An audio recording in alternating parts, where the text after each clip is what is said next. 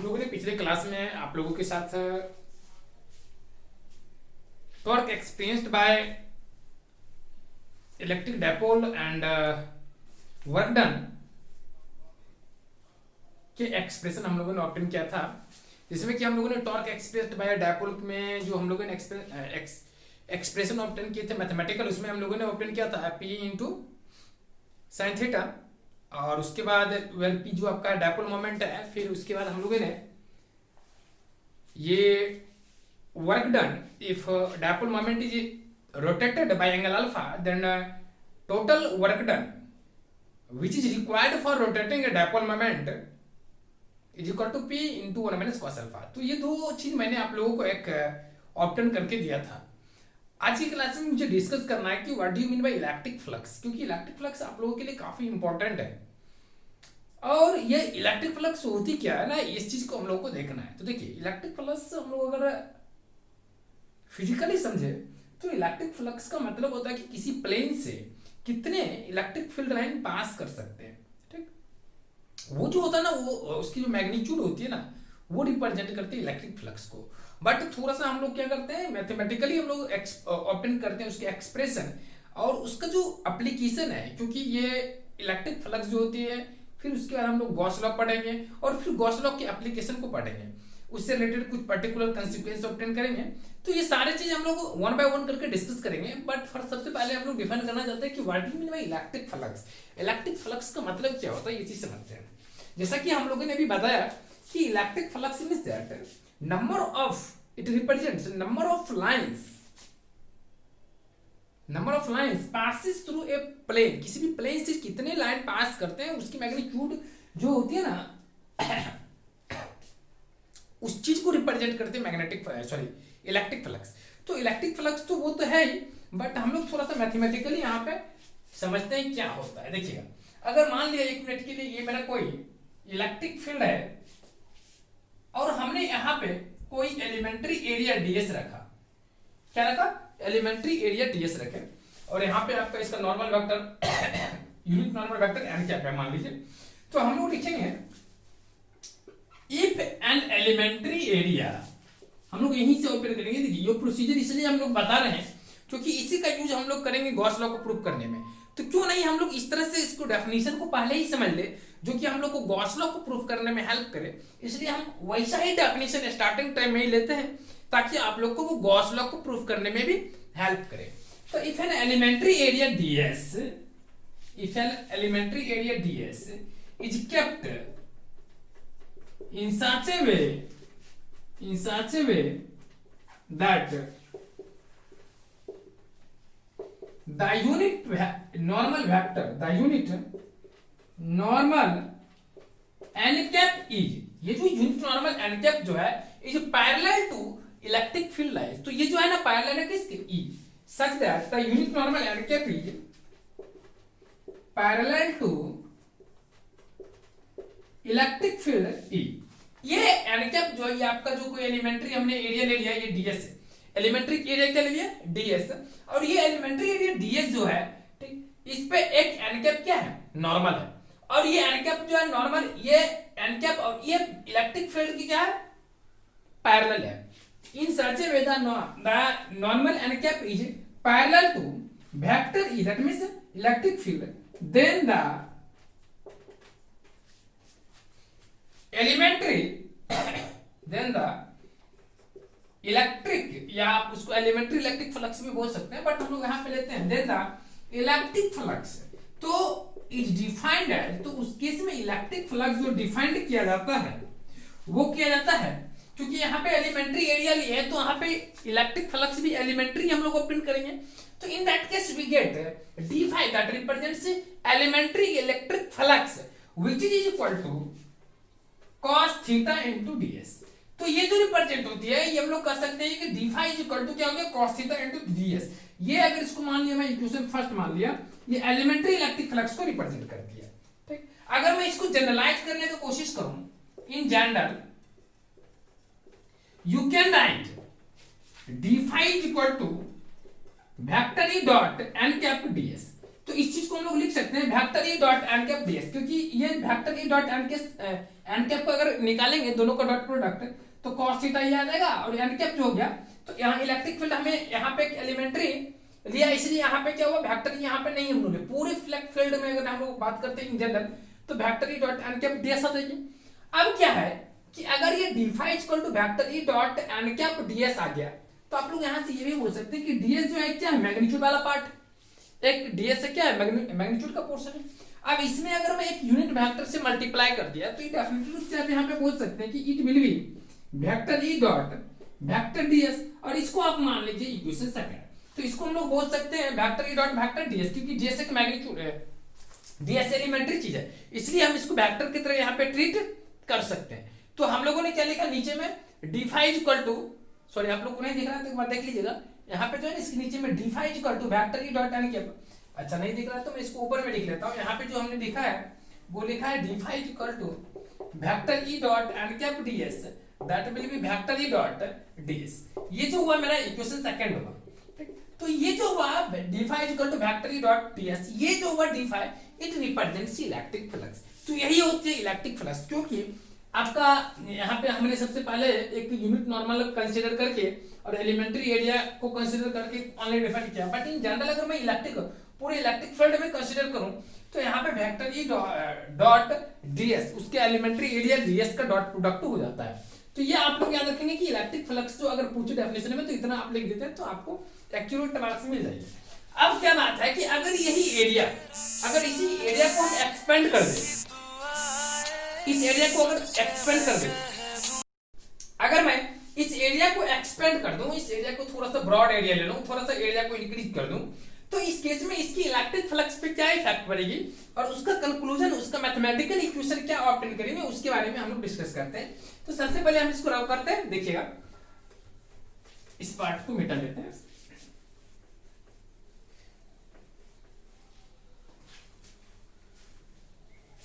तो ये final equation को आप लोग रिमेंबर रखेंगे। आप देखिए आगे का पॉइंट है कि अगर मैं इसी एलिमेंट्री एरिया को एक बड़े एरिया में बदल दूं, ठीक, इस पार्ट को थोड़ा सा मैं रब कर लेना चाहता हूं। अगर मैं इसको बड़ा सा एरिया एक मानो कंसीडर कर लूं, तो अगर मैं इस एरिया में, ठीक, इस यूनिफॉर्म इलेक्ट्रिक फील्ड, ये आपका इलेक्ट्रिक फील्ड यूनिफॉर्म है, तो इस यूनिफॉर्म इलेक्ट्रिक फील्ड में अगर मैं इस रीजन के अंदर में या इस रीजन में कंसीडर करेंगे कि यहाँ पे क्या इलेक्ट्रिक टोटल इलेक्ट्रिक फ्लक्स होगी, तो as you know that d phi यहाँ पे लिख सकते हैं if we want to find the total electric flux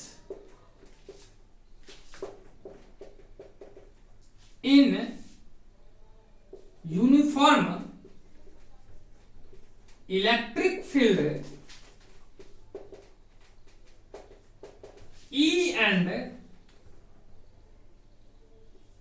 area ds, अगर मैं इसी एरिया को इंक्रीज करके यहाँ पे इस एरिया को क्या मान लिया एस लिख लिया, एरिया एस, इसको मैं एस मान लूं। तो अगर हम लोग यहाँ पे चाहे कि टोटल इलेक्ट्रिक, अगर हम लोग यहाँ पे टोटल इलेक्ट्रिक फ्लक्स ऑब्टेन करना चाहे कि इस यूनिफॉर्म इलेक्ट्रिक फील्ड में और टोटल एरिया हमने एस ले लिया, तो इस केस में क्या होगा कि as you know that d phi is equal to vector E dot ds. तो अगर हम टोटल इलेक्ट्रिक फ्लक्स यहाँ पे निकालना चलेंगे तो सबसे पहले मुझे क्या करना पड़ेगा, इंटीग्रेटिंग ऑन बोथ साइड, तो हमें दोनों तरफ इंटीग्रेट करना पड़ेगा, क्योंकि इंटीग्रेशन का मतलब ही होता है क्या टोटल, इसका सभी इंटीग्रेशन का मतलब होता है क्या एक्चुअली मीनिंग होता है समेशन, और समेशन का मतलब होता है, इसका मतलब अगर हम टोटल निकालना चाहेंगे तो ये समेशन आ जाएगा। तो यहां से करेंगे क्या, फाई इक्वल टू होगा वेक्टर ई, अच्छा इसमें ये डाल दीजिए वेक्टर ई डीएस, यहां पे ये आ जाएगी। अब इसी को अगर हम लोग मैथमेटिकली फाइंड करना चाहते हैं मैथमेटिकली, अब देखिए तो यहाँ पे क्या होता है कि phi equal to vector E dot ds, but यहाँ पे इंपॉर्टेंट पॉइंट ये है कि हम यहाँ पे इस सरफेस में, इस पूरे सरफेस में मैं टोटल इलेक्ट्रिक फ्लक्स निकालना चाह रहे हैं, तो टोटल पूरे सरफेस में एक पर्टिकुलर पॉइंट पे तो नहीं निकाल रहे हैं, तो मुझे पूरे सरफेस में निकालना पड़ेगा।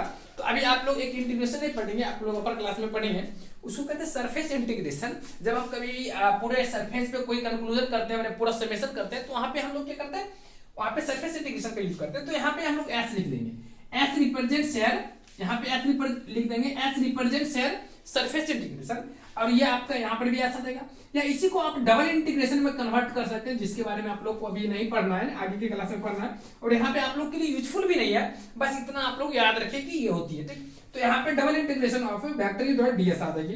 ये जो सरफेस इंटीग्रेशन है इसको हम लोग सिंपली इससे इसको रेफर कर सकते हैं, इस चीज को हम लोग ये लिख सकते हैं। तो केवल आप लोग याद रखेंगे कि सरफेस इंटीग्रेशन का मतलब हुआ कि उसके होल सरफेस पे मुझे इंटीग्रेशन निकालना है, ठीक। तो उस केस के लिए तो ये आपका हो गया टोटल इलेक्ट्रिक फ्लक्स का डेफिनेशन, ठीक। तो मुझे लगता है कि आप लोग इलेक्ट्रिक फ्लक्स के डेफिनेशन को समझ गए होंगे।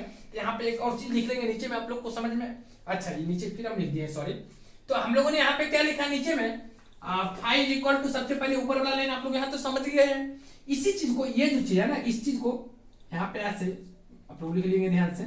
इसी चीज को जो है ना आप ऐसा भी लिख सकते हैं, double integration of vector E vector DS. तो ये जो डबल इंटीग्रेशन है ये सरफेस इंटीग्रेशन को रिप्रेजेंट करते हैं। आप लोग अपर क्लास में अगर मैथमेटिक्स पढ़ेंगे या आप ग्रेजुएशन में सब्सिडरी मिलेंगे ना, तो उसके में थोड़ा बहुत इसके बारे में आपको नॉलेज मिलेगी, ठीक। तो इस चीज को आप लोग समझ गए कि इलेक्ट्रिक फ्लक्स क्या होता है। ये जो है ना फंडामेंटल पार्ट जो है ना इलेक्ट्रिक फ्लक्स का है, और यही आपको हेल्प भी करेगा गॉस थ्योरम को प्रूफ करने में, ठीक। तो आप लोग बस इलेक्ट्रिक फ्लक्स का जो ये फॉर्मूला है ना, वेक्टर ई डॉट डीएस के, vector E dot vector ds, इस बात को आप लोग याद रखिए कि phi is equal to surface integration of vector E dot vector ds. After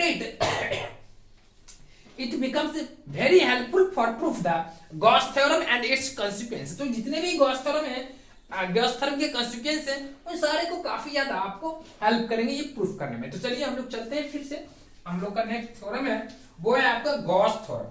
तो Gauss theorem क्या आता है, Gauss theorem के बारे में हम लोग डिस्कस करते हैं। देखिएगा सबसे पहले ये Gauss theorem कहते क्या है, तो Gauss theorem कहते हैं total electric flux over enclosed surface. तो total electric flux in enclosed surface जो होता है 1/ε0 times total charge enclosed by surface होता है। इसका मतलब ये हुआ कि अगर कोई सरफेस है, ठीक, और उस सरफेस पे कोई पॉइंट है, उस पॉइंट जो होता है अगर आपका प्लस क्यू चार्ज कंटेन करके रखता है पहले से, और उस चार्ज की वजह से टोटल कितना इलेक्ट्रिक फ्लक्स होगा, तो उसका कहता है 1/ε0 टाइम्स उसमें मल्टीप्लिकेशन कर देंगे तो वही उसका टोटल इलेक्ट्रिक फ्लक्स होती है। तो ये कहां से आती है, इस चीज का हम लोग प्रूफ देखेंगे। तो सबसे पहले इसका जो आपका इलेक्ट्रिक फ्लक्स का फॉर्मूला है, ये आपका ये प्रिंसिपल जो बोल रही है उस चीज को हम लोग लिखते हैं कि इलेक्ट्रिक फ्लक्स का गॉस थ्योरम क्या बोलता है, ठीक। देखिएगा तो मेरा सबसे पहला है गॉस थ्योरम। गॉस थ्योरम बोलती है the total electric flux, the total electric flux over a closed surface, over a closed surface is equal to 1/ε0 times the total charge enclosed by the surface। तो वो जो आपका surface है ना उसके द्वारा कितना टोटल चार्ज इनक्लोज्ड किया गया है, वो आपका उसमें अगर आप 1/ε0 से मल्टीप्लाई करते हैं then it gives you total electric flux over a surface. तो ये आपका गॉस थ्योरम होता है। अब हम लोग इसको प्रूफ करते हैं। सबसे पहले इसका प्रूफ कैसे हम लोग करते हैं वो चीज देखते हैं। देखिए तो सबसे पहले हम कोई सरफेस ले लेते हैं। मान लिया कि मेरा कोई सरफेस है, तो हम लोग यहां पे लिखेंगे let us consider a surface S, let us consider a closed surface लिखेंगे क्योंकि हम लोग क्लोज लिए क्लोज लिखेंगे। Closed surface S having a charge plus Q at O, और हम मान लिए कि आपका यहाँ पे कोई पॉइंट O है, ठीक, और इस O पे आपका चार्ज कितना है, प्लस Q है। हमने माना कि ये आपका कोई सरफेस S है, क्लोज सरफेस, जिसमें एट पॉइंट O पे टोटल चार्ज जो है आपका क्या है, प्लस Q है, ठीक। एंड आप लोग को नीचे दिख रही है, and let us suppose an elementary area ds, इधर आप लोग को दिख रही है एलिमेंट्री, यहां देखिएगा area ds at the point P on the surface where the electric field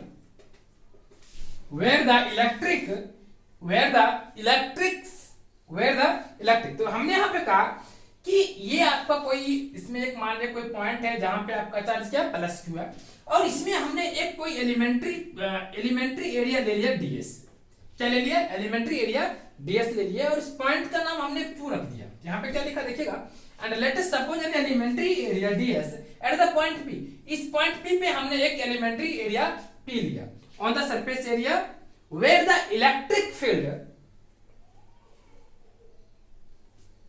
चलिए यहां तक समझ गए। अगर आप लोग यहां तक समझ गए तो ऊपर वाला पार्ट हम लोग मिटा लेते हैं, क्योंकि गॉस थ्योरम का जो आपका प्रिंसिपल है उसको हम लोग मिटा लेते हैं। अब हम लोग चलते हैं इसके प्रूफ की तरफ। देखिए तो एक सरफेस आपका हो गया, देखिएगा तो हमने क्या किया कि हमें क्या करना है कि इस टोटल यहां पे जो है हमने एक एलिमेंट्री पॉइंट लिया, सॉरी एलिमेंट्री पॉइंट कहते हैं, एक पॉइंट लिया इस सरफेस पे। अगर मैं एक पॉइंट यहां पे लिया और यहां पे एलिमेंट्री एरिया हमने डीएस ले लिया, और ये आपका पॉइंट यहां पे ओ है जहां पे टोटल इलेक्ट्रिक चार्ज क्या है क्यू है, तो मुझे निकालना क्या है कि वो जितने भी चीज मैंने लिया उस चीज को हमने यहाँ पे मेंशन कर दिया। अब हम लोग क्या करते हैं देखिएगा, वेयर द इलेक्ट्रिक, अब यहाँ पे क्या है कि जो इलेक्ट्रिक फील्ड है यहाँ पे डेफिनेटली रूप से इलेक्ट्रिक फील्ड होगा, तो इलेक्ट्रिक फील्ड जो है वो ईच अदर मान लिए कि थीटा एंगल से ये दोनों इंक्लाइंड है, क्या है थीटा एंगल से इंक्लाइंड है। तो इस चीज को हम लोग ड्रॉ कर लेते हैं फिगर, ध्यान दीजिएगा।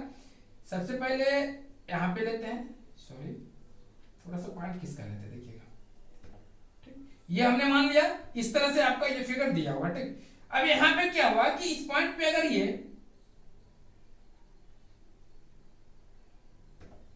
यहां पे ये डीएस मतलब यहां पे थीटा एंगल बनाया है, और हमने यहां पे एक इस तरह से आर्क ले लिया, देखिएगा आप ध्यान से, कुछ नहीं किया बस थोड़ा सा।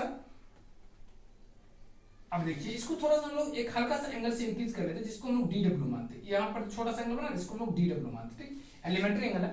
अब देखिए तो यहां पे मान लिए कि where the electric P on the surface S, where the electric field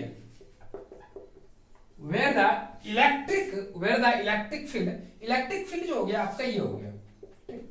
अब यहां पे क्या है कि ये जो इलेक्ट्रिक फील्ड है, ठीक, इंक्लाइंड कर रहा है किससे, नॉर्मल से, ये आपका क्या हुआ एन कैप, इस नॉर्मल से जो है आपको थीटा डिग्री से इंक्लाइंड है, where the electric field inclined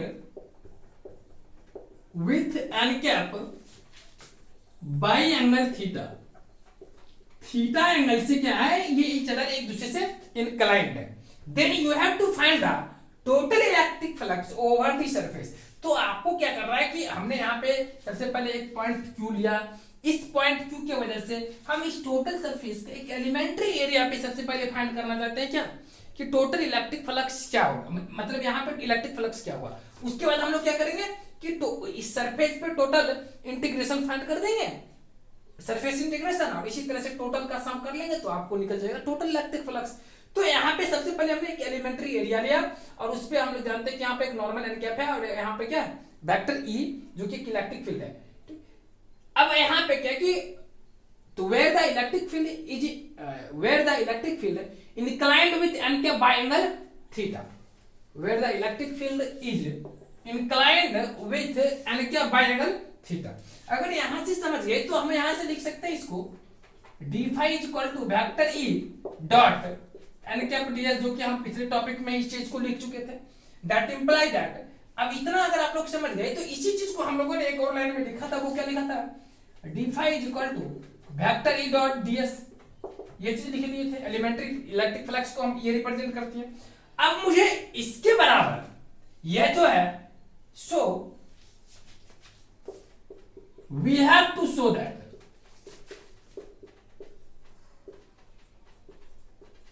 कि टोटल इलेक्ट्रिक फ्लक्स होगा वो Q बाई एप्सिलॉन नॉट है, मुझे ये शो करना है। यहां तक हम लोग पहुंच गए। अब देखिएगा क्या करते हैं हम लोग, एक मिनट देखिए।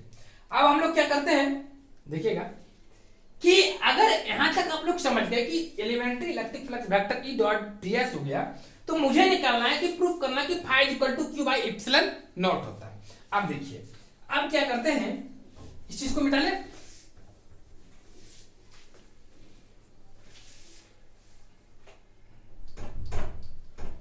अगर हम इस पॉइंट P पे इलेक्ट्रिक फील्ड निकालना चाहे तो कितना होगा, ये चीज देखिए। तो लिखेंगे electric field eight P is given by, तो हम लोग लिख सकते हैं कि अगर P पर इलेक्ट्रिक फील्ड फाइंड करना चाहे तो यहां पे E इज इक्वल टू क्या हो जाएगा, 1/4 pi epsilon naught into Q by R square. ये क्या हो गया, इलेक्ट्रिक फील्ड हो गया। तो यहाँ पे इलेक्ट्रिक फील्ड बराबर हो गया इस पॉइंट P पर 1/4 pi epsilon naught into Q by R square. किसके वजह से हुआ, पॉइंट ये चार्ज प्लस Q की वजह से कितना इलेक्ट्रिक फील्ड होगा वो हमने कैलकुलेट किया, E बराबर 1/4 pi epsilon naught into Q by R square. Since we know that, नीचे का पार्ट हम लोग रफ कर लेते हैं, थोड़ा सा ऊपर वाला पार्ट रफ कर लेते हैं। देखिएगा, सिंस we know that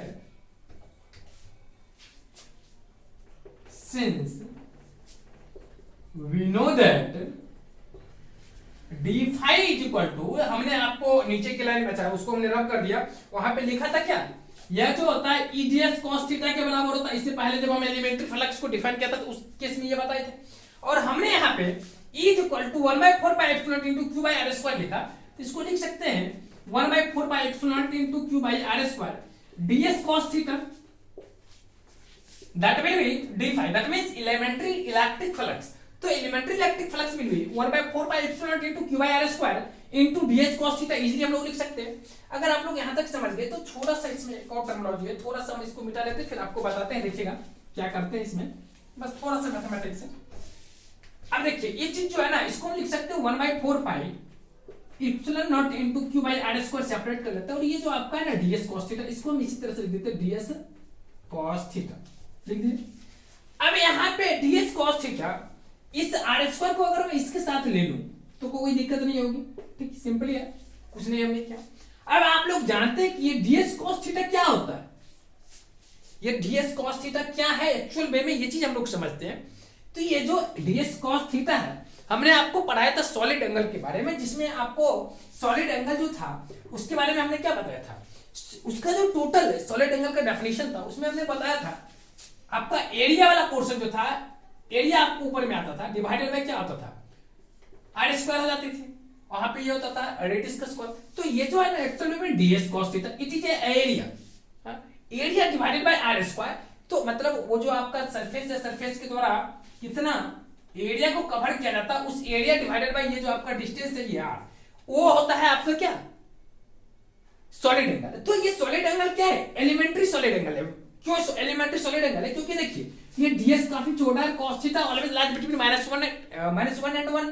तो अगर cos थीटा -1 और 1 के बीच में लाया करें और ds आपका काफी छोटा एलिमेंट्री एरिया है, तो in that case you can say that ds cos theta divided by r square is small. तो इस केस में आप इसको लिख सकते हैं that will be 1/4 pi epsilon naught into Q by 1 into dw।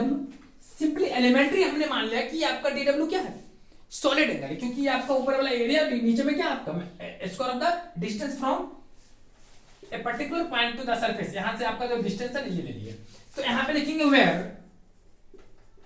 dw is equal to आपका जो हो गया वो क्या होगा, सॉलिड एंगल, ये हो गया।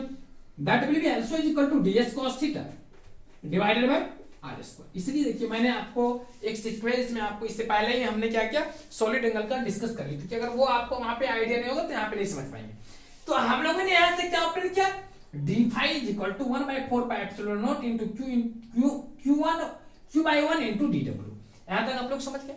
अगर आप लोग यहां तक समझ गए तो अब आप समझ लीजिए कि हिसाब जो है यहां पर खत्म हो गया। अब क्या करना है, चलिए इस पार्ट को मिटा लेते हैं ये सब।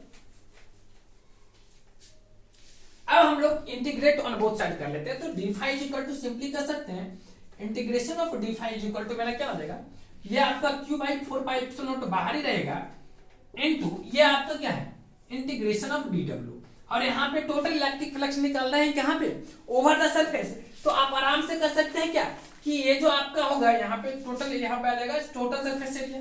अगर टोटल सरफेस एरिया निकालेंगे मतलब total surface over the surface आपका हो जाएगा, तो यहाँ पे लिख सकते हैं क्यू बाई 4πε0 इनटू ये जो डी डब्ल्यू है यहाँ पे आपका फाई आ जाएगा, और यहाँ पे डी डब्ल्यू जो है ये आपका क्या है, यहाँ पे ये आपका एलिमेंट्री वेरिएबल हो गया, क्या हो गया वेरिएबल, और ये एक्चुअली क्या है एक्चुअल में ये आपका एंगल है, क्या है एंगल है, और ये आपका एंगल है, और ये एंगल का सरफेस पे इंटीग्रेशन करना है। तो और ये सरफेस जो है इनक्लोज्ड है, पूरी तरह से क्लोज्ड है, और क्लोज्ड है प्लस में इनसाइड वाला पार्ट है। तो इस केस में डेफिनेटली रूप से हमने आपको बताया था कि टोटल एंगल या total solid angle enclosed by surface inside the solid होगा, वो आपका क्या होगा 4 होगा। यू कैन राइट 4 इसका इंटीग्रेशन याद रखेंगे, ये सब स्टेप ही इंपॉर्टेंट है। 4 cancel, so you can write it as q by epsilon naught।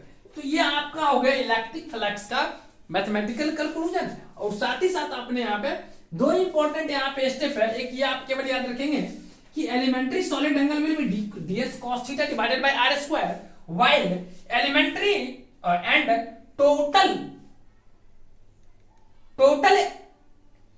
solid angle inside of the surface enclosed by inside the surface closed by surface। तो surface के द्वारा जो क्लोज्ड है ना टोटल सरफेस, आप यहाँ पे जो एंगल निकालेंगे तो आपका भी 4 होगा। आप देखिए यहाँ पे हमने 4 क्यों निकाला, इसका वजह यह है कि ये आपका एलिमेंट्री एंगल है और ये वेरिएबल का तरह काम कर रहा है। तो यहाँ पे इसका इंटीग्रेशन अगर सरफेस पे करेंगे तो टोटल सरफेस लेगा, और यहाँ पे एंगल का इंटीग्रेशन एंगल में ही आएगा। तो आप डेफिनेटली कहेंगे कि यहाँ पे टोटल एंगल अंदर का जो होगा इनसाइड में सेंटर पे, तो वो आपका 4 के बराबर होगा। और यहाँ पे हमने सरफेस को वहां पे जब हम फाइंड कर रहे थे, यहाँ पे जो इमेज इस तरह से बनाए थे, यहाँ पे क्या बनाए थे एक्चुअली में यहाँ पे हमने स्फीयर को फॉर्म किया, तो स्फीयर का जो इनसाइड वाला पार्ट था उसका टोटल एंगल कितना हो गया 4 so you can write phi is equal to q by epsilon naught। तो phi is equal to q by epsilon naught, तो where phi represents electric flux, q represents total charge inside the body, and epsilon naught is जैसे कि आप लोग जानते हैं कि epsilon क्या था परमिटिविटी ऑफ स्पेस। तो ये हो गया आपका टोटल का total formula which represents Gauss theorem. तो गॉस थ्योरम यही रिप्रेजेंट करता है। समटाइम्स एग्जाम में आपको ऐसे भी पूछ सकता है कि which expression represents Gauss theorem, तो phi is equal to q by epsilon naught, otherwise और भी दो तीन ऑप्शन दे देंगे तो यही आपका करेक्ट होगा। और ये तो आपको याद ही रखना है इसका प्रूफ, क्योंकि एग्जाम में कई टाइम्स आप लोगों के पूछा गया है। चलिए, तो मुझे लगता है कि आप लोग गॉस थ्योरम समझ गए होंगे। अगर आप लोग गॉस थ्योरम समझ गए तो बस इसका फॉर्मूला आप लोग याद रखेंगे कि गॉस थ्योरम बराबर क्या हो गया,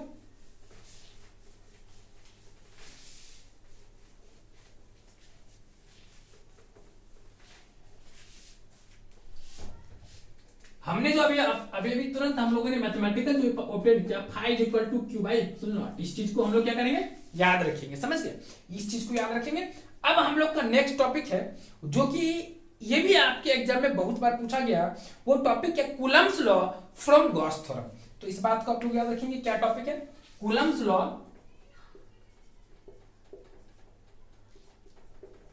फ्रॉम गॉस थ्योरम। ये भी इंपॉर्टेंट है, बहुत बार ये पूछा गया। देखिए ये जो है ना एक्चुअली में अगर बोले तो कूलम्स लॉ गॉस थ्योरम का स्पेशल केस आ जाता है, एक केस आ जाता है, ठीक, जो कि आप लोग को थोड़ा सा हर चीज का होता है ना कि शुरू में जब कोई मैथमेटिशियन हो या फिजिक्स के टीचर हो, कोई भी हो या साइंटिस्ट हो, शुरू में जो आपका एक कोई भी आदमी एक पर्टिकुलर केस को लेकर के कोई चीज सॉल्व करते हैं, फिर बाद में जाकर के कोई उसको जनरल फॉर्म में देते हैं। बहुत सारा ऐसे फिजिक्स में आपको मैथमेटिकल क्वेश्चन मिलेगा कि शुरू में उसका एक बाउंडेड केस में, एक रिस्ट्रिक्टेड केस में जो है आपको वो इक्वेशन ऑब्टेन करते हैं, बट उसी को फिर फर्दर क्या किया जाता है कि उसको एक्सपैंड करके जनरल केस ऑब्टेन कर लेते हैं। तो आप लोग तो समझते हैं कि कूलम्स लॉ क्या होता है 1/4 पे, मतलब अगर 2 इलेक्ट्रिक चार्ज दैट मींस कह सकते हैं कि force of interaction between 2 charges is directly proportional to product of charges and inversely proportional to of the square of the distance between them. तो ये आपका जो हो जाता है आपका ये कूलम्स लॉ को रिप्रेजेंट करती है। जहां से आप फाइनली एक्सप्रेशन ऑप्टेन करते हैं f equal to 1/4πε0 into q1 into q2 divided by r square, ये आपका कूलम्ब्स लॉ होती है। बट यहाँ पे हम लोग को लेना क्या है कि ये कूलम्ब्स लॉ ऑप्टेन करना है फ्रॉम गॉस थ्योरम से, ना कि वो आपका जो इसका कूलम्ब्स लॉ है वहां से ऑप्टेन करना है। तो अब गॉस थ्योरम आप सिंपली जानते हैं 5/q/ε0, तो इसके हेल्प से हम लोग कैसे ऑप्टेन करेंगे कूलम्ब्स लॉ, इस चीज को हम लोग समझते हैं। देखिएगा, तो सबसे पहले इसको शुरू करते हैं। देखिएगा लैंग्वेज है, थोड़ा सा इसको लिख लेते हैं। अगर हम यहाँ पे मान लीजिए कोई पॉइंट मान लेते हैं कि आपका O है, जहां पे टोटल इलेक्ट्रिक चार्ज जो है प्लस क्यू, या आप चाहे तो प्लस कैपिटल क्यू मान लेते हैं, ठीक। और इस प्लस क्यू के वजह से यहाँ पे मान लीजिए हम एक पॉइंट ले लेते हैं, और ये जो आपका पॉइंट है इसको हम लोग P मान लेते हैं, और इसका यहाँ पे टोटल छोटा सा इलेक्ट्रिक एलिमेंट्री एरिया ले लेते हैं ds, ठीक। अब क्या है कि मुझे फाइंड करना है यहाँ पे कूलम्ब्स लॉ से ऑप्टेन करना कूलम्ब्स लॉ। तो सबसे पहले क्या करेंगे कि यहां से एक स्फीयर ड्रॉ करेंगे which passes through the point P, which passes through the point P by supposing, by treating O as a center। तो O को सेंटर मान करके और OP को एक रेडियस की तरह ट्रीट करके हम लोग एक स्फीयर को ड्रॉ करेंगे that passes through the P। सबसे पहले ये करेंगे। इतना करने के बाद थोड़ा सा हम लोग लिख लेते हैं, लिखिएगा in order to find the electric field. देखिए पहले इलेक्ट्रिक फील्ड फाइंड कर लेते हैं, क्योंकि अगर इलेक्ट्रिक फील्ड फाइंड कर लेंगे ना तो E बराबर हम लोग जानते हैं क्या होता है F/Q, तो F बराबर E इंटू Q हो जाएगा। तो सबसे पहले इसलिए हम ये फाइंड कर लेते हैं, इसको अगर फाइंड कर लेंगे तो F यहाँ से निकल जाएगी। तो हम करेंगे in order to find the electric field at a point P due to charge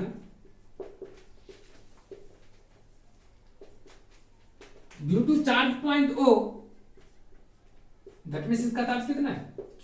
तो इस Q के वजह से इस पॉइंट P पे मुझे क्या करना है, इलेक्ट्रिक फील्ड फाइंड करना है, ठीक। चलिए तो स्टार्ट करते हैं। तो सबसे पहले हमने क्या किया, ये कंस्ट्रक्शन किया। आप चाहे तो इसको आप स्टेप में लिख सकते हो, वरना कोई जरूरी नहीं है, लिख लीजिए। फिर में let us draw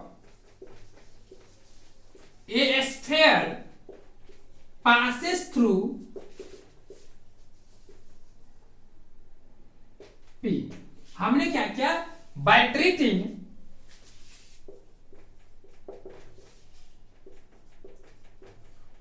O as center of a sphere and OP is radius। हमने क्या किया कि O को सेंटर और OP को रेडियस मान करके एक स्फीयर को कंस्ट्रक्ट कर दिए। अगर हम यहाँ पे स्फीयर को कंस्ट्रक्ट किए तो यहां से कर सकते हैं क्लियरली, नीचे आप लोग को दिख रही है क्लियरली, यहाँ पे इलेक्ट्रिक फील्ड जो होगी वो पैरेलल टू क्या होगा, एन कैप होगा। मतलब यहाँ पे जो आपका इलेक्ट्रिक फील्ड होगा, यहाँ पे ये आपने यहाँ पे ले लिया, अगर इसको इसी मिला देते हैं थोड़ा सा मान लीजिए, तो यहाँ पे आपका एक इलेक्ट्रिक फ्लक्स होगा, जो कि इलेक्ट्रिक फील्ड जो कि आपको इधर से हम लोग मान लिए, और यहाँ पे एन कैप होगी सरफेस पे। तो ये दोनों ऑटोमेटिक क्या होगा, इस तरह पैरेलल होगा। अगर ये दोनों एक दूसरे के पैरेलल होगा, सो आप लोग यहां से कह सकते हैं कि फाई बराबर जो होगा इंटीग्रेशन ऑफ डी फाई। ये तो सिंपल बात है ना कि इसका इंटीग्रेशन करेंगे तो फाई आ जाएगा। That will be also is equal to surface integration of vector E dot ds. ये भी आप लोग जानते हैं। अब यहाँ पे जानते हैं कि वेक्टर ई जो है वो एन कैप पे क्या है, पैरेलल है। So it can be written as, यहाँ पे आप लोग को दिख रही है, अब ऊपर लिख लेते थोड़ा सा देखिएगा, इस चीज को मैं कर लेते थोड़ा सा देखिएगा। तो यहां पे क्या है कि vector E dot ds since vector E is parallel to N cap, so phi can be written as E into S ds. Easily हम लोग लिख सकते हैं। दैट मीन्स यहाँ पे जो हो गया आपका जब ई आपका दोनों पैरेलल है, तो इस केस में वेक्टर ई जब पैरेलल है एन कैप के, तो यहां से क्या कर सकते हैं, फाई बराबर ई टोटल इंटीग्रल ऑफ डीएस या over total surface integration of DS. और ये डीएस जो टोटल सरफेस को यहाँ पर बात कर रहा था, ये टोटल सरफेस कितना हो जाएगा, 4πr² हो जाएगा, क्योंकि सरफेस एस तो आपका टोटल 4πr² होता है। तो इसको लिख सकते हैं e इंटू 4πr²। और फाई बराबर आप ऑलरेडी क्या जानते हैं, फाई बराबर आप ऑलरेडी क्या जानते हैं, Q बाई E, फाई बराबर Q बाई E आप ऑलरेडी जानते हैं बाय गॉस थ्योरम। सो यहां से क्या कर सकते हैं, E बराबर 1/4 pi epsilon naught into r square, easily आ गया आपका इलेक्ट्रिक फील्ड। सो अगर आप यहाँ पे F बराबर निकालना चाहे दिला जाए, क्यों लिखना भूल गई सॉरी, अगर आप यहाँ पे ये निकालना सीख गए, सो यहाँ पे ये क्या निकाले हम, इलेक्ट्रिक फील्ड निकाला। सो F बराबर क्या देगा 1/4 pi epsilon naught into Q1, यहाँ पे आपका Q है, और ये अगर यहाँ पे मान लीजिए प्लस Q चार्ज है, कैपिटल सॉरी यहाँ पर तो स्मॉल प्लस Q है, यहाँ पे हम लोगों ने क्या किया स्मॉल प्लस Q माना है, और यहाँ पे मान लीजिए हम लोगों ने क्या किया कैपिटल मान लीजिए, तो यहाँ पे आ गया आपका Q into Q divided by R square. तो ये आपका जो हो गया आपका फाइनल कंक्लूजन हो गया किसका, ये आपका कूलम्ब्स लॉ का हो गया। तो यहाँ पे से आप इलेक्ट्रिक फील्ड तक भी निकाल करके छोड़ देंगे ना तो चलेगा, कोई दिक्कत नहीं है निकालने का। तो कुल मिलाकर के यहाँ पे हम लोगों ने सीखा क्या कि किसी भी केस में आप गॉस थ्योरम से आप कूलम्ब्स लॉ को ऑब्टेन कर सकते हैं। उसमें से हमने पर्टिकुलर केस को लिया और यहां से हमने शो कर दिया कि you can obtain the expression of Coulomb's law from the Gauss theorem. और ऐसे आप इंडिविजुअली तो ऑलरेडी जानते हैं कूलम्ब्स लॉ के बारे में कि F बराबर 1/4 pi epsilon T Q1 into Qt divided by r square होता है, और वह Q and Q2 are charges, तो वो अगर दो चार्जेज होता है तो उस केस में आप वहां पे भी कर सकते हैं, बट यहां से भी आप समझ सकते हैं कि आप यहां से भी इजीली फाइंड कर सकते हैं क्या चीज Coulomb's law, that means Gauss theorem का गॉस थ्योरम से भी। और कई बार आप लोग के एग्जाम में 2 नंबर 3 नंबर समटाइम्स 5 नंबर में भी पूछ देता है ये चीज, तो आप लोग को याद रखना चाहिए, इस चीज को ध्यान से रखेंगे। चलिए, तो मुझे लगता है कि कूलम्ब्स लॉ अगर आप लोग यहां तक समझ गए, तो अब हम लोग नेक्स्ट टॉपिक का डिस्कस करेंगे, जिसमें मुझे डिस्कस करना है कंसीक्वेंस ऑफ या एप्लीकेशन ऑफ गॉस थ्योरम। तो गॉस थ्योरम का एप्लीकेशन क्या है और इसका क्या इंपॉर्टेंस है, उस चीज के बारे में डिस्कस करेंगे। तो सबसे पहले हम लोग क्या डिस्कस करेंगे, देखिएगा,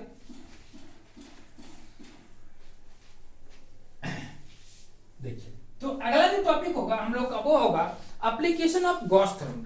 आई थिंक आज का क्लास आप लोग को लग रहा है कि ज्यादा हो गया, हम फिर से अगले क्लास में डिस्कस करेंगे मैन्य रूप से गॉस थ्योरम के जो एप्लीकेशन है, उसकी जो कंसीक्वेंस है, उसके बारे में हम लोग डिटेल से डिस्कस करेंगे। बट आज का क्लास जो हम लोग कोशिश करते हैं कि यहीं पे इसको ओवर कर ले, ठीक। थैंक्स ऑल ऑफ यू, फिर हम लोग अगले क्लास में मिलेंगे, कंसीक्वेंस ऑफ गॉस थ्योरम का डिस्कशन करेंगे, ठीक। और आप लोग केयरफुली इसको स्टडी करिए, और आप लोग को फिर हम फाइनली इसके कंक्लूजन जो होगा ना, फिर इसमें जो कुछ इंपॉर्टेंट प्रॉब्लम्स हैं उसको हम लोग चूज करके एक जगह रख करके फिर आप लोग को बताएंगे कि आप लोग के एग्जाम के पॉइंट ऑफ व्यू से या शॉर्टकट में कैसे इसको इजीली समझ सकते हैं, हर चीज को एक पिक एंड क्या कहते हैं रॉक एंड पिनियन वे से, जिसको हम लोग कर सकते हैं सुव्यवस्थित ढंग से, कैसे इसको हम लोग इजीली एग्जाम के टाइम में रिवाइज कर सकते हैं और समझ सकते हैं। चलिए, thanks all of you, bye.